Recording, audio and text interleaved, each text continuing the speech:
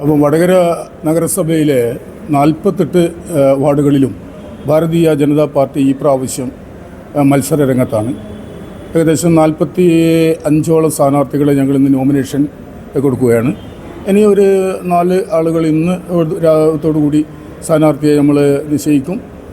അങ്ങനെ നാളെ കൊണ്ട് 48 വാർഡിലും ഞങ്ങൾ സ്ഥാനാർത്ഥിയെ മത്സരിപ്പിക്കും. വലിയ ശുഭപ്രതീക്ഷയാണ് ഞങ്ങൾക്കുള്ളത്.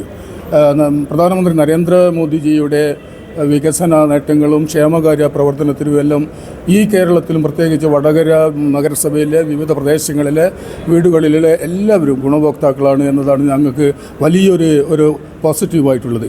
അതുപോലെ തന്നെ കേരളത്തിലെ ഈ ഭരണത്തിൻ്റെ കോട്ടങ്ങളും ഇത് രണ്ടും ഞങ്ങൾ ജനങ്ങളിലേക്ക് നേരിട്ട് ഓരോ വീട്ടിലും പറഞ്ഞ് നമ്മളത് വോട്ടാക്കി മാറ്റി ഞങ്ങൾ ഓരോ സ്ഥാനാർത്ഥിയും വിജയിപ്പിക്കും. ഞങ്ങൾ ഈ കഴിഞ്ഞ ഇതിൽ നമ്മൾക്ക് 3 അംഗങ്ങളാണ് കൗൺസിലർമാരാണുള്ളത്.